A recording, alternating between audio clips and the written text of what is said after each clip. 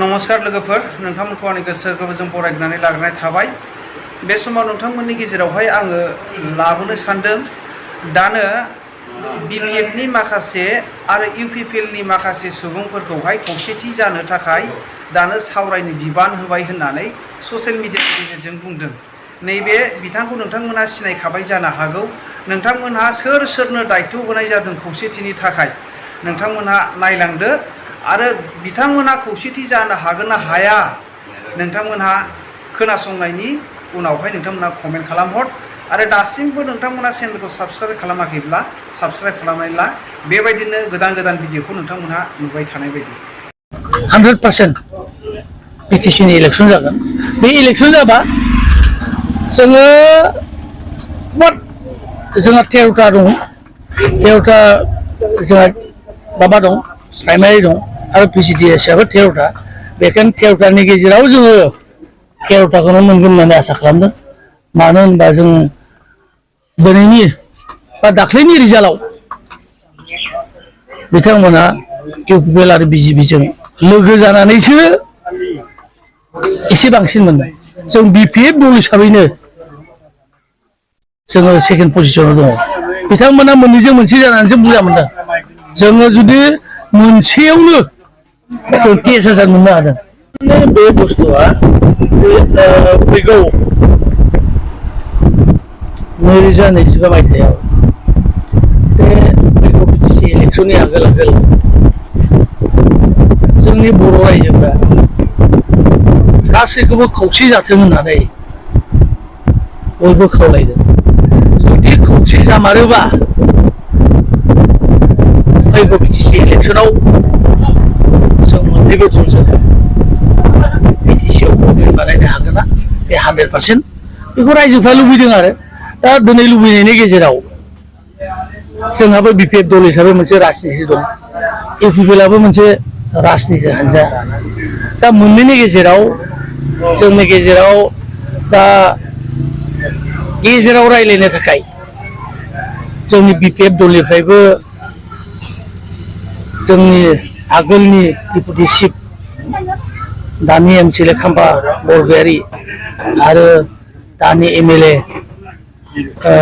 रबिराम नार्जारी आरो इउपिपिएलनि एमपि रायजो सभानि रोंगोरा नार्जारी आरो दानि आसामनि मिनिस्टार बिटिसिनि इउसि ब्रह्म बिथांमोननि गेजेराव रायलायबाय थादों। बे रायलायनाया बेसेबांसिम गोथौसिम थांदों बा मोननैबो दला मिथिलायाखै। दा फैगौ समाव बिथांमोना रायजोफोरनि सिगाङाव मा रिजाल्ट होयो जों बेखौ मिथिया। खिन्थु जों फैगौ समाव बिपिएफ दल हिसाबै जों बागानफारा समस्थियाव सक्रिय जानानै दङ। जोङो दिनै बिपिएफ दला जोंहा दासान्दि जोंहा जेबो होनो हाया। थेवबो जोंनाव गुबुन हारिनि मानसि बा जोंनि बर' रायजो राजाफ्रा जोंनि बिपिएफ दलाव बयबो लैहोर फैनायखौ नुनानै जों फैगौ बिटिसिआव जों देरहागोन होननानै सानदों। आरो जों थांनाय एसेमब्लि जोंनि खाथिनि बाक्सानि खाथिनि नलबारि जिल्लायाव मोनसे केबिनेट जदोंमोन। बे केबिनेटआव 450 ना मा बिटिसिआव जोंहा भिसिडिसि दङ। बेहाय बिकम पास जानाय गथ'फोरखौ सेक्रेटारि होगोन होननानै बिथाङा बे केबिनेटआव डिसिसन लादों होननानै बुंदों। दा बे सेक्रेटारि लानाय माने नभेम्बर बा डिसेम्बराव 100% बिटिसिनि इलेक्सन जागोन। बे इलेक्सन जाबा जोङो जोंहा 13टा दं, 13टा जोंहा माबा दं, प्राइमारि दं आरो पिसिडि हिसाबै 13टा। बेखायनो 13टानि गेजेराव जोङो 13टाखौनो मोनगोन होननानै आसा खालामदों। मानो होनबा जों दिनैनि बा दाख्लैनि रिजाल्टआव बिथांमोना इउपिपिएल आरो बिजेपिजों लोगो जानानैसो एसे बांसिन मोनदों।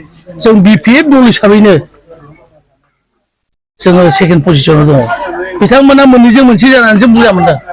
जोङो जुदि मोनसेयावनो जों 23,000 मोननो हादों। 10,000 बिसोरो एसे बारा मोनगोन बेहाय बारा पार्टिबो गैया बेखायनो जों फैगौ बे माबा इलेक्सनाव PCDC इलेक्सनाव जों फुरा बागानपारा समष्टि हिसाबै जों दखल खालामनो हागोन होननानै आखा